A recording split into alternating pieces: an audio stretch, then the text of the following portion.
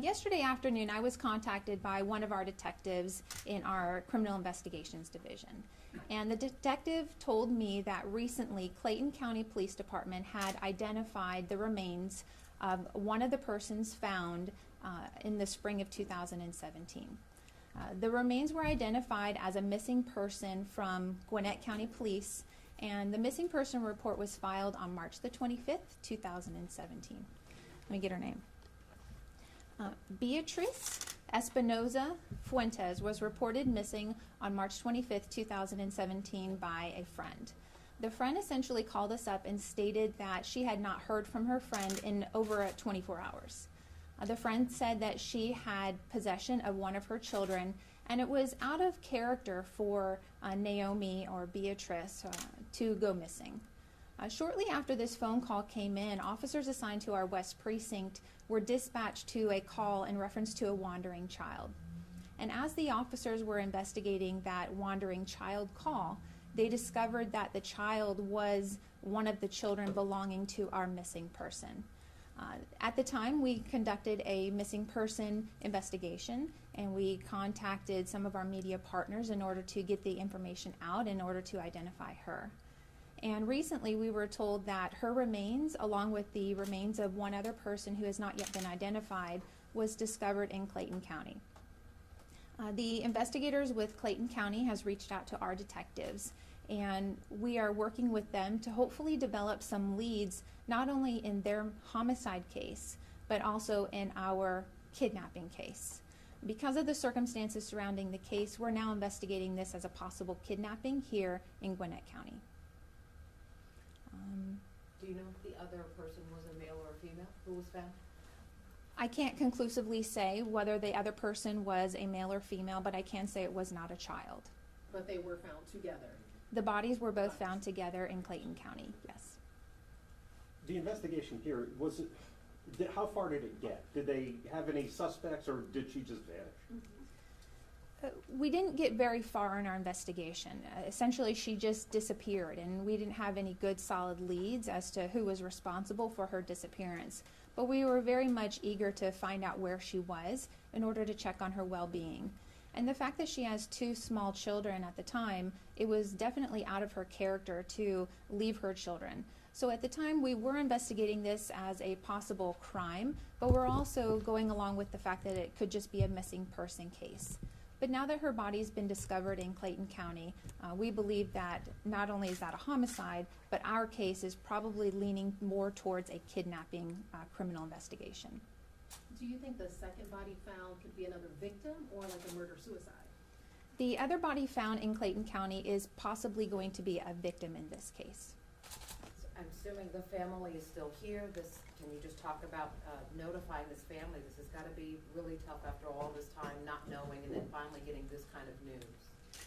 I can't speak on behalf of the family, but I think anybody in this situation probably has mixed feelings. One, they're going to be very upset that their loved one is now deceased and it's been confirmed. But I think on the other hand, there's going to be some sort of closure.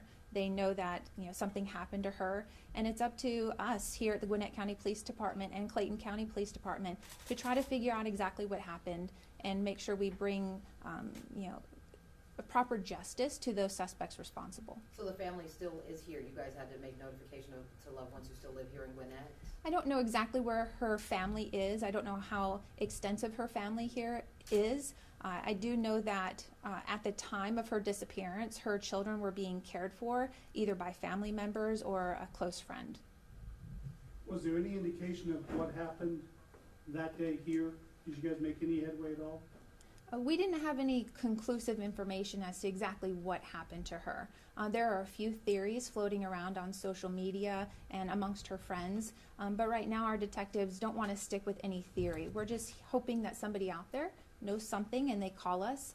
Maybe they have something that they think is insignificant, but for us it might be very important to our criminal investigation. What was the last conversation that loved ones said she had? That she was going out, that she was going to work?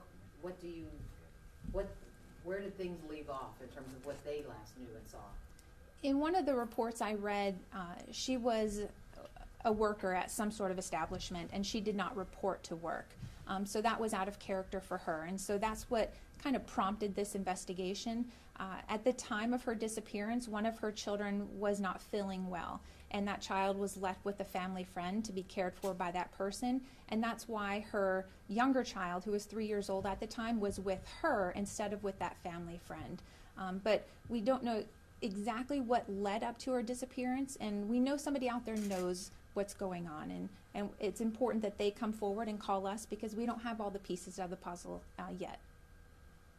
Are there any missing people in Gwinnett that may have interacted with her? Is there another missing and open case?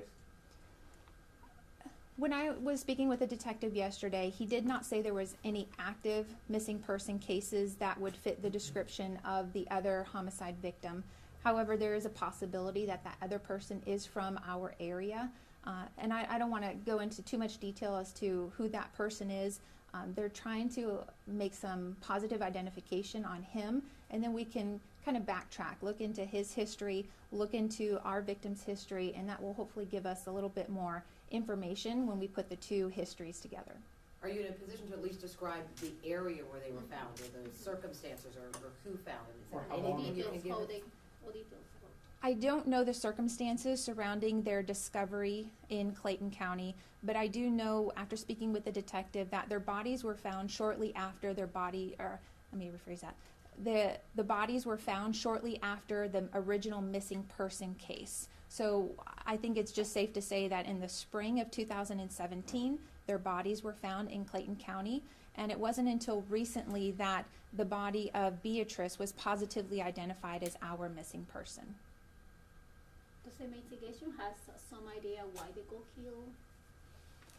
We're hoping that people out in the public can give us some more information as to their background, who these types of people are, what kind of people they hung out with.